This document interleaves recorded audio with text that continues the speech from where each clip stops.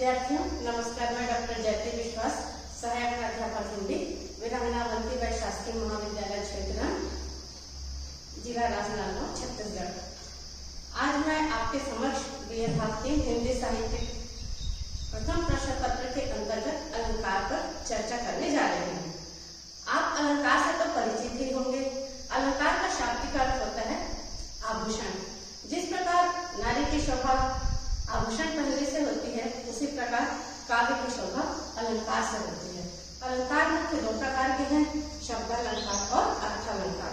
शब्दालंकार में शब्दों के माध्यम से चमत्कार उत्पन्न होता है, या कह सकते हैं सौंदर्य प्रकट होता है, और अर्थालंकार में अर्थों के माध्यम से चमत्कार या सौंदर्य प्रकट होता है। तो शब्दालंकार में पहला प्रकार जो है उसे हम अनुप्रास कहते हैं। अनुप्रास में एक ही शब्द की आवृत्ति एक से अधिक बार होती है, वहां पर अनुप्रास अलंकार होता है। इसको हम उदाहरण स्वरूप ले सकते हैं, चारों चक्र की चंचल किरणें खेल रही हैं जलथल में। तो यहाँ पर चवर्ण की आवृत्ति बार बार हो रही है, इसलिए इस कविता में अनुप्रास अलंकार है। इस अनुप्रास अलंकार के दूसरे उदाहरण में हम रख सकते हैं तरुणी तनुजा तट तमाल तरुवर बहुछाए। इस पंक्ति में तवर्ण की आवृत्ति बार बार हो रही है, इसलिए इस कविता में अनुप्रास अलंकार है। यमक अलंकार शब्दालंकार का दूसरा प्रकार है, या दूसरा भेद जो है वो है यमक अलंकार। यमक अलंकार वहां पर होता है जब एक ही कविता की पंक्ति में एक शब्द 2 बार प्रयुक्त हुआ है और दोनों ही बार उसका अर्थ अलग अलग होता है। जैसे कनक कनक के सौगनी माता का अधिकार, ये खाए गौराय न वो पाए गौराय। तो विद्यार्थियों यहाँ पर आपने देखा होगा कि कनक शब्द का अर्थ जो है वह 2 बार प्रयुक्त हुआ है।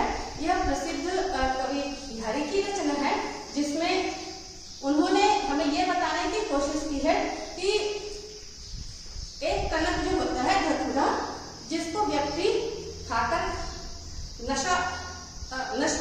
नशे में हो जाता है, और दूसरा शब्द जो है कनक, उसका अर्थ है सोना।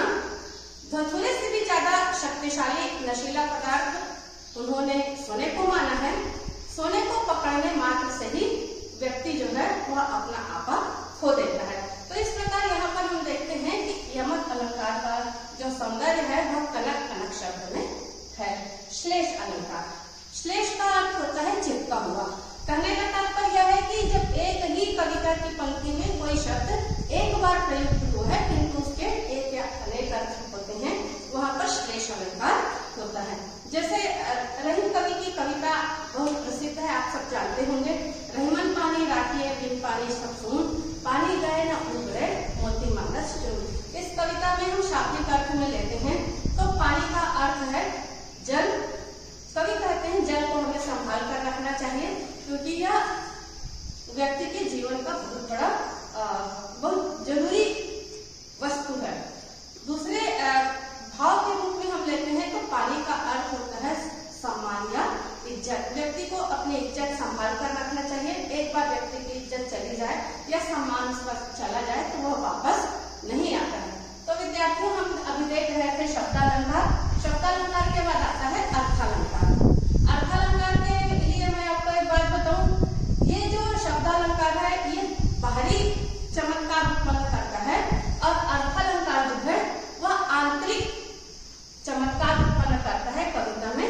जैसे कोई नारी है, नारी के लिए कहा जाता है कि नारी का जो सौंदर्य है वह आभूषण है, किंतु नारी की आत्मा, नारी का व्यक्तित्व भी पूर्णतः जब तक शुद्ध नहीं होगा, जब तक उसका चरित्र निर्मल नहीं होगा, तब तक वह नारी सौंदर्य से परिपूर्ण नहीं होगी। उसी प्रकार अर्थालंकार है। अर्थालंकार में सबसे पहले स्थान आता है उपमालंकार। उपमा के बाद आता है उत्प्रेक्षा, रूपक, पुनरुक्ति प्रकाश, अतिशयोक्ति अलंकार और भ्रांतिमान अलंकार। इन सभी अलंकारों की हम क्रमशः चर्चा करेंगे। सबसे पहले आता है उपमालंकार। ये अर्थालंकार को जानने के पहले हमको ये जानना आवश्यक है कि उपमा अलंकार में जो प्रमुख तत्व हैं उनको हम जान लेते हैं। उपमा अलंकार के 4 प्रमुख तत्व हैं: उपमेय, वाचक शब्द और साधारण धर्म। उपमेय का अर्थ होता है जिस वस्तु से तुलना की जाती है, उपमान का अर्थ होता है जिस वस्तु से तुलना की जाती है, और साधारण धर्म का अर्थ होता है उपमेय और उपमान के बीच का क्या समानता है और क्या विषमताएं हैं। उपमेय, उपमान, वाचक शब्द और साधारण धर्म। साधारण धर्म के का अर्थ यही है दोनों के बीच में क्या समानता या क्या विषमता है, और वाचक शब्द का अर्थ होता है इन उपमेय और उपमान के बीच जो सो, क्यों, ज्यों ये जो शब्द हैं वो वाचक शब्द कहलाते हैं। तो उपमा अलंकार का उदाहरण आप जानते होंगे।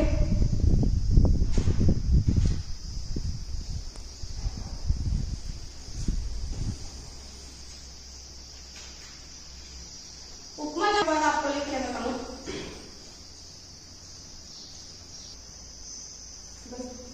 विद्यार्थी यहाँ पे हम देख रहे हैं कि राधा शब्द है, राधा के बाद वदन है, चंद्र है, सौ और सुंदर। तो राधा जी जो है यहाँ पर उपमेय है, चंद्र उपमान है, सौ वाचक शब्द है और सुंदरता दोनों के बीच की समानता को प्रकट कर रहा है। यहाँ पर हम देखते हैं कि राधा जी का जो मुख है वह किसके समान सुंदर है, चंद्रमा के समान सुंदर है, इसलिए यहाँ पर उपमा अलंकार होगा। इसके बाद आता है उत्प्रेक्षा। उत्प्रेक्षा में उपमेय में उपमान की जहां पर संभावना प्रकट की जाती है वहां पर उत्प्रेक्षा अलंकार होता है। बिहारी की एक प्रसिद्ध रचना है। विद्यार्थियों जैसे हम उपमा अलंकार की बात जब कर रहे थे तो हमने आपको बताया ज्यों, त्यों, सो, सुंदर ये शब्द जो है वो वाचक शब्द हैं। इसी प्रकार उत्प्रेक्षा अलंकार में जानहु, मानहु ये शब्द जो है, मनो ये शब्द जो है वो उत्प्रेक्षा अलंकार के वाचक शब्द कहलाते हैं। यहाँ पर एक कविता है, यह भी बिहारी प्रसिद्ध कवि बिहारी की रचना है।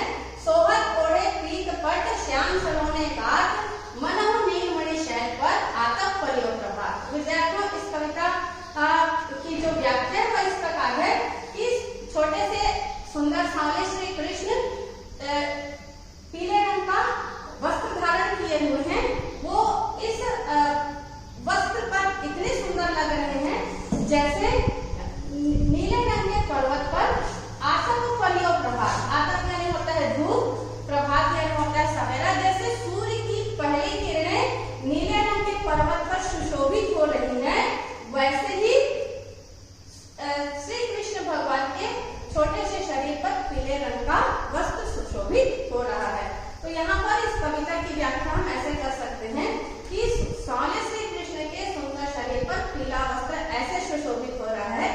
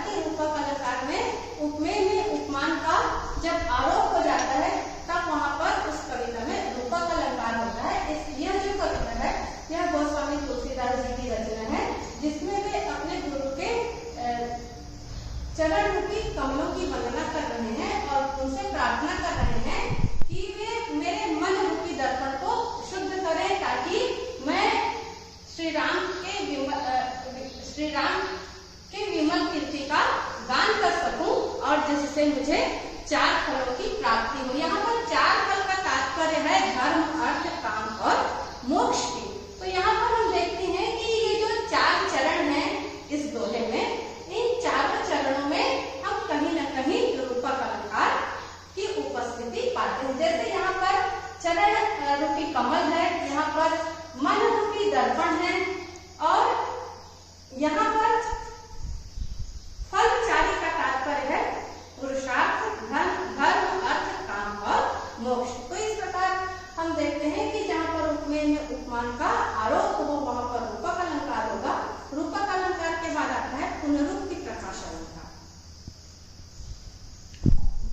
तो विद्यार्थियों, पुनरुक्ति का अर्थ तो आप लोग समझते होंगे।